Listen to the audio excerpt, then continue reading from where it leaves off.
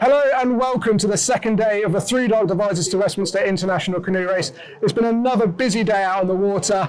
We're here at Marlow, where all the stages race is now just finished, and Elsie is with me. It's been another busy day, hasn't it? Yeah, so I've been covering the junior race, and there's been a few mishaps, but it's been overall positive. Lots of happy faces. It was nice to see. Yeah, and obviously the junior perspective is what you've been primarily covering. There's people that were fastest yesterday are fastest yet again today, aren't they? Yeah, so it was Lovell and Kramer again today. 10 hours, 18 minutes in Marlow. Yeah, and obviously it's not just about the juniors today. There's plenty of other classes, senior singles as well. We've got another rapid time. Durden from Elmbridge Canoe Club, 9 hours 53. He's nearly an hour ahead of the boat behind him now. That's some going, isn't it? Yeah, it is, and it just shows the grit that it takes to do this race. It's so long, and they've done really well. And what's the weather conditions like? I mean, you've been following all the way up from this morning from Newbury. I mean, what are the conditions like? It's a bit blurry again now, but at least rain's been holding off. Yeah, so it was a bit rainy last night. We woke up, there was our tents were all wet, but it's just been really windy today. They've been paddling right into a headwind for most of the way, but they've still been quite content. There's been a few people falling in, but apart from that, it's been good. Yeah, it's fair to say there's been a few broken paddlers getting off the water here this afternoon. And this headwind as well is particularly, obviously, hard going for the stand-up paddleboarders. We've got two of them racing this year. Paddy McCormack is leading that class now with 14 hours 39. Stand-up paddleboarding, coming along this stretch from the Thames, especially Henley Strait, that's going to be tough, isn't it, with the waves as well? Yeah, well, you think you couldn't make DW any harder, but they've gone and done it. Yeah, and obviously junior vet, that's Davies and Davies continuing their lead from last night from Way Kayak Club.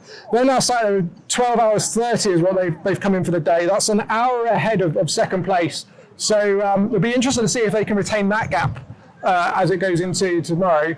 But it's obviously, whilst we're talking about the stages right now and we're here at Marlow, there's also another race taking place. The senior doubles starting out from Devizes this morning. Now the first paddlers from there set off at 5 a.m.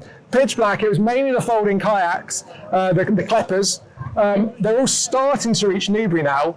I would say, we talk about positions and so forth, but we can't really talk about the positions because the fastest paddlers still haven't left yet. They'll be setting off probably somewhere between, we're expecting 5 to 6 p.m. the fastest paddlers to go off. So tomorrow morning we'll start to have a better idea of who's starting to show like they're going to be winning this year's race. There's potentially four or five crews that could really win. It's going to be an interesting battle, isn't it? Yeah, I'm looking forward to watching it. And, talking of stories, what stories have you been hearing out, for today? There's obviously lots of stories, people doing this race for different reasons, what were some of the stories you've been picking up as the weekend's been unfolding? I've seen a lot of junior crews, they're raising money for charity, so I know the Marlborough crew are raising money for charity, and it's really nice to see, because it gives them something to kind of strive for because of this thing that they're doing. They'll be somewhere. And we've also, as you say, people are doing it for charity. We've also got a great story that we heard this morning down at Devizes. We had two senior double paddlers that had actually never met until the week before Waterside D. They kind of met over Facebook, both looking for partners. One of them's travelled all the way from Australia to do this race, the other based in Ireland.